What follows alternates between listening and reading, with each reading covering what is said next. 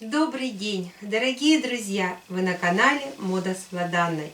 Сегодня закончила дубленку, и вот она перед вами. Это дубленочка из искусственного дубляжа.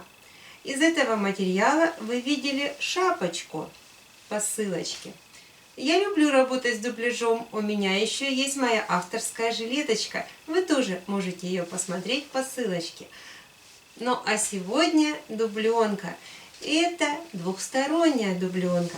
Вот вы видите в одном варианте, а потом увидите и в другом. Дубленочку я делала укороченную, вот до линии бедер, с объемным капюшоном. Я поиграла с сочетанием гладкой стороны и меховой. Вот такие интересные манжеты у меня, потом подрез и нижняя часть из меха, отворот капюшона отложной.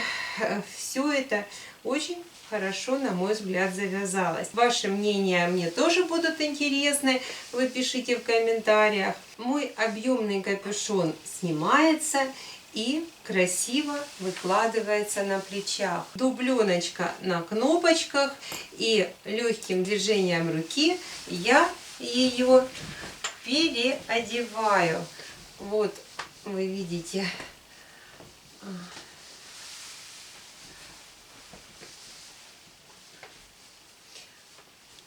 И у нас уже она превращается в шубку с таким кожаным корсетом и кожаными манжетами. Ну и уже абсолютно новое звучание. Кнопочки также. Вот вы видите, как она смотрится. То есть можно и так, кому как больше нравится. Вы можете варьировать длиной, она может быть более удлиненный вариант, ну а также может быть и укороченный, молодежный. Поэтому тут уже индивидуально вы можете с длиной поиграться. Дубленка объемная, свободная, так чтобы под низ можно было одеть плотненький свитерок, фасон оверсайз.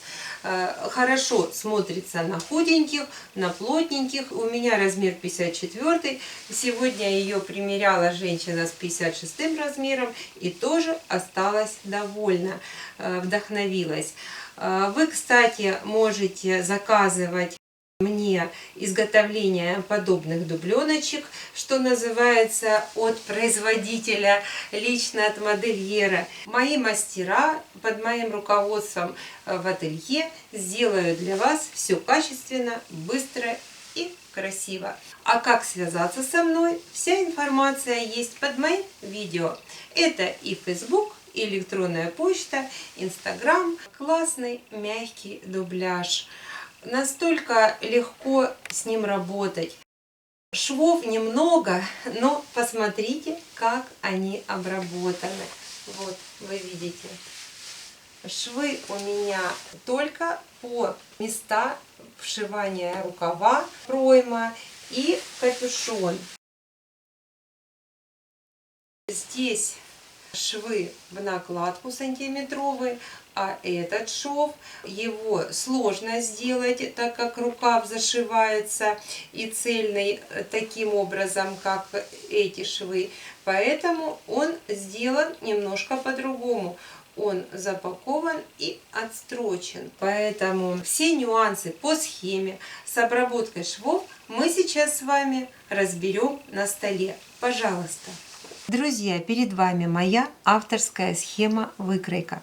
Подробная схема со всеми деталями и размерами. Также на этой схеме видно, как детали размещены на ткани. Я сделала в раскрытом варианте, симметрично все детали разложила, указав ширину дубляжа искусственного 1,50 м и расход 1,30 м. Детали размещены по направлению долевой, начиная с капюшона. Вот мой капюшон, переходящий цельнокроенно вперед. Задняя деталь капюшона. Потом мы видим спинку, два рукава, нижняя часть дубленки, спинка цельная с передом и манжеты. Все детали указаны с припусками. Также видно построение нашего рукава. Все детали разрезаются, то есть они соединены между собой, но надо их все разрезать. Указаны буквы, по которым вам после раскроя эти детали нужно будет собирать. В данном случае перед АБ соединяется вот с этими точками АБ внизу, с этой деталью. И точка D, вот она, эта точка у нас вот здесь и вот здесь на капюшоне. Вот она здесь, и эта точка соединена с нашей горловинкой. Угол рукава и угол спинки. Вот это точка D. Манжеты притачиваются к рукаву, удлиняя его таким образом. Выкройка вот разложилась полностью, все детали на ширину 1,50 м. Мой размер 54, модель оверсайз. Если вам нужно немного уменьшить, то, соответственно, можно все пропорционально уменьшить. Вот спинка перед вами, перед уменьшается, рукавчик может, соответственно, уменьшаться. Обязательно, учитывая, что это верхняя одежда, рекомендую делать макет. На макете вы увидите, что конкретно для вас захочется подкорректировать. Может быть, где-то больше подзабрать на спинке или же ширину рукава уменьшить. То есть какие-то корректировки индивидуально под себя. А может быть, все будет идеально и все подойдет по моей схеме. Вы видели на мне дубленочку. Она очень хорошо сидит. Все корректировки я внесла, также предварительно отработав эту схему, эту модель на макете. Мы сейчас с вами посмотрим детали крупным планом. Вот как раз вот эта точка, узел, это точка D. Вот она на нашем капюшоне и место соединения со спинкой и с рукавом. Точка D. А вот здесь А и Б. Это соединение капюшона спереди, кокетки, с нижней деталью. То есть все эти точки, они вам подскажут, как эту модель собирать. Лишних швов я не делала. У меня здесь, учитывая, что это дубляж, нет подборта. Просто отворот вот капюшончика осуществляется. И заход по переду 5 сантиметров. И размещены кнопочки. Причем кнопочки, вот вы видите, борт правый, как на женскую сторону, в таком варианте. И когда мы выворачиваем, по-прежнему все закрывается на женскую сторону. Вот я вывернула, и по-прежнему вот справа налево наш борт застегивается. Ну, может быть, кто-то захочет себе еще сделать третью кнопочку повыше, чтобы не задувало вверху. Но мне достаточно и так, учитывая, что это укороченная дубленочка. Здесь предусматривается какой-то шарфик, гольфик. Вы видите вот эти вот чудесные швы в накладочку, сантиметровый припуск. Один слой верхний накладывается на нижний. Вот я сейчас покажу два кусочка. Намечается сантиметр мылом и прикладывается верхний слой, ничего не выбривая, не срезая, накалывается булавочками. Все это накалывается, потом с заходом сантиметр дается в край строчечка на миллиметр, а потом рядом на лапку вторая строчечка. И вот вы видите эти швы, как они чудесно смотрятся. С этой стороны вообще шов потерялся в мехе. Его нужно щеточкой вычесать или же иголочкой прочесать.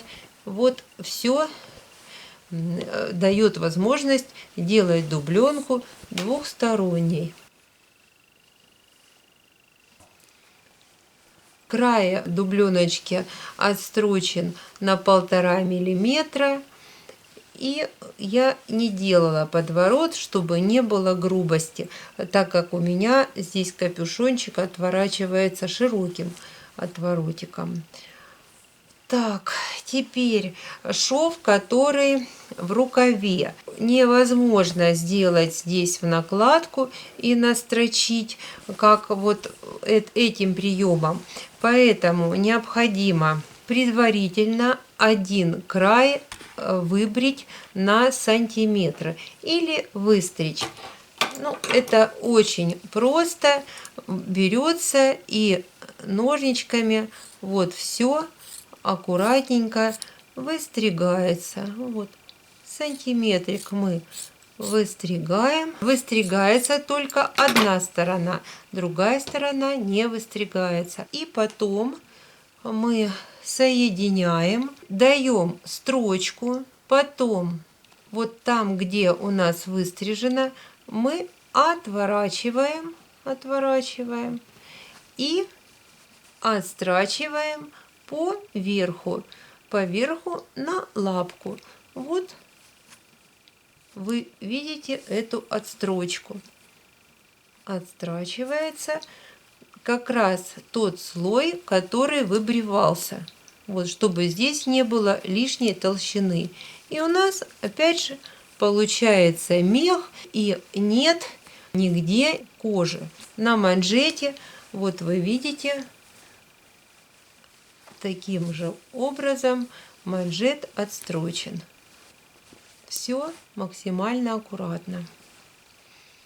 Так, манжет и нижняя часть соединялись также в накладку с сантиметровым припуском. Настрачивалась один слой на другой, а потом параллельно давалась вторая строчка, чтобы не разорвалась и был крепкий шов. Ну и кнопочка пришита. Вот вы видите, достаточно прочно. В меху она потерялась, а с этой стороны дубляжа 4 аккуратненьких точечки. В комментариях вы задавали вопрос, на каком специальном оборудовании я шью дубляж. Так вот, нет никакого специального оборудования. Его можно шить даже на бытовой машинке дома. Единственное, необходимо установить тефлоновую лапку. И это позволит нормально соединять швы. Вот вы видите качество работы. Все просто. Конечно же, нужно постараться, и когда вы соединяете, к примеру, шовчик по капюшону или же по проймам, то нужно часто закалывать, чтобы все это не съезжало и было максимально аккуратно.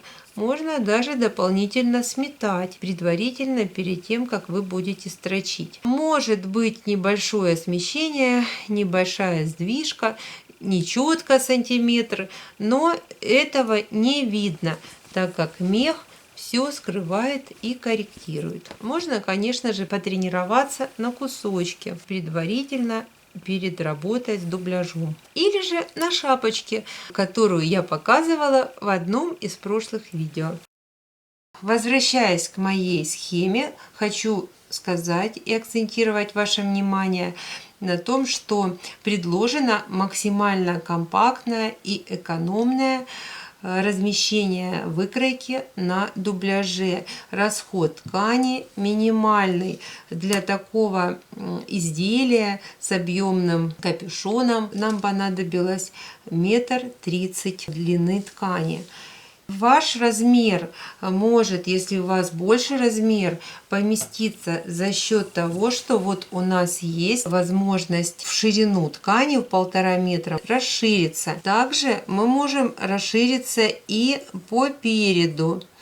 Вот в этой части, вот сколько здесь будем расширяться, соответственно, нам надо и здесь расшириться. Но придется немножечко удлинить, сместиться вниз, и у нас поместится.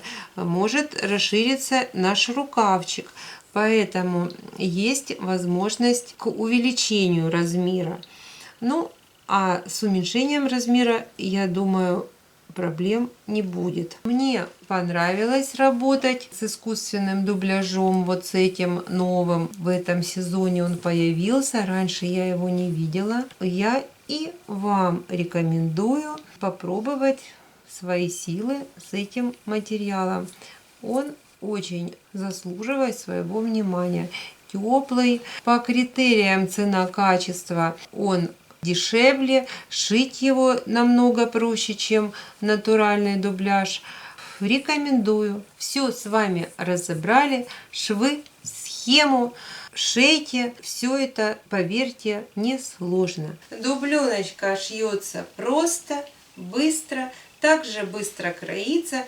В течение 3 часов дубленка была готова. Подобную дубленку можно пошить также из натурального материала, из натурального дубляжа. В данном случае интересная модель, интересная схема проста.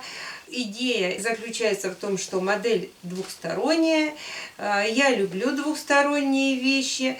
У меня на канале есть модель Double Face, двухстороннее пальто, вы можете по ссылочке познакомиться. Ну и вот сегодня двухсторонняя дубленка. Хочется мне ее еще раз переодеть, а вы следите за ловкостью рук. Легко выворачивается. Ну и также быстро, удобно набрасывается.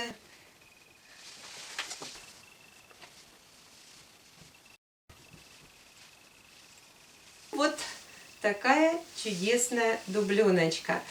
Я напоминаю вам, что мы продолжаем принимать заказы через интернет. А как связаться со мной, информацию вы можете найти под этим видео. Это и Facebook, и Instagram, и электронная почта. Поэтому не стесняемся, заказываем. Мои авторские разработки, мои модели ждут вас. Сегодня я уверена, что вам понравилась моя дубленка, а в каком варианте мех вверху или мех внизу вы пишите в комментарии. Ну а также подписываемся на мой канал, ставим пальчик вверх. Ну и до скорых встреч на канале Мода с Владанной. Всего вам доброго. Пока-пока.